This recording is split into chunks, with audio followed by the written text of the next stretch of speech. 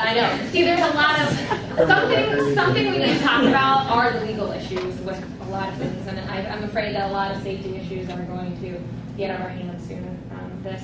But even like there was a defamation suit with Twitter a couple months ago of a woman tweeting about there was mold in her apartment, and she's like, "Oh, my apartment's crap," and she said the realty agent, she got sued for $50,000.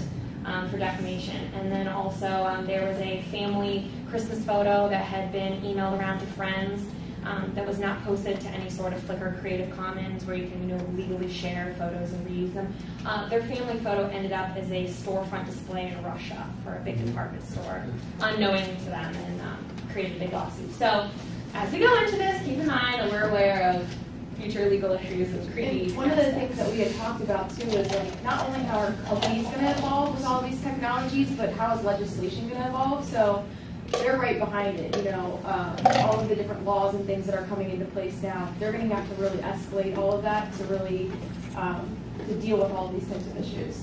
I'm pretty sure the FTC by this summer or the end of this beginning of this fall, it will include blogs in the advertising. What is it?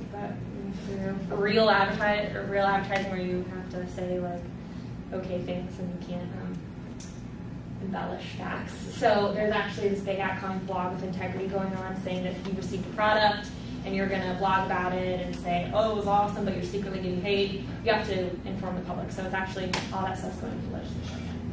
So Ms. Nia, take it.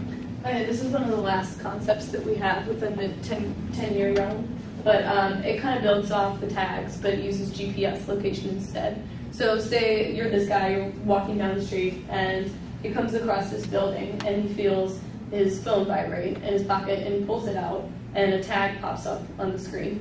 The first one is someone named Martha was here on August 11th, and she said, enjoy the greenhouse, they have beautiful daisies in there. So someone has been to this place and stopped and tagged the location that they were at, so that they could share information about this place with other people. Does he know Martha or not? No, he doesn't. It's just kind of like the idea of with the networks popping up, it's just something that comes up when you're there.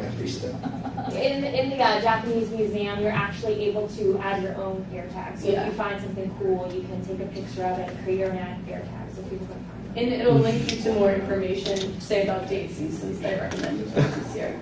And another thing is it can show Twitter updates that people have said about this. So say Erica's in this place. Erica's mad. She said she would never say She would never say She this. wouldn't. But whatever.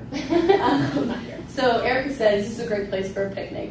So you can learn information about different places just by walking through there. So it'll be a lot more information, and it could be something that you could choose to turn on or turn off if you don't want to take a step and your phone's buzzing every second. But it's really great if you're at if you're traveling.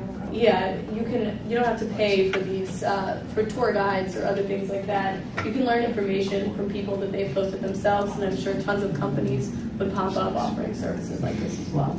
And it would be good for directions that we talked about too. You could set your directions in there. So, okay, so you talk about this together. Goodness. Okay, this is just a really far out there idea. So just okay, get ready. Okay, so. Elisa and Eric were talking about implants in the brain, and that was a little scary to me, so I don't want to, that would involve surgery and blood. So we were thinking that there could be a computer-type contact that you put in one eye, so that as you're walking around, and you would choose to put it in, so it's kind of like it can be on or off. As you're walking down the street, you could see like the people's social networks above their head. You'd almost have like a digital world in this eye and a real world in this one. So you could even, set your Google Map directions or whatever will exist in 10 years, who knows. So you're walking down the street and there's a big arrow that says like turn left here. You could also have those GPS pet tags happening as well.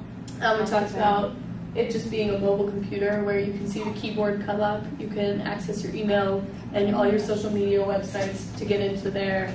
I know we talked about people with Bluetooth so crazy, so everybody else is going to look up more crazy. Yeah, when you're walking down the street going like this.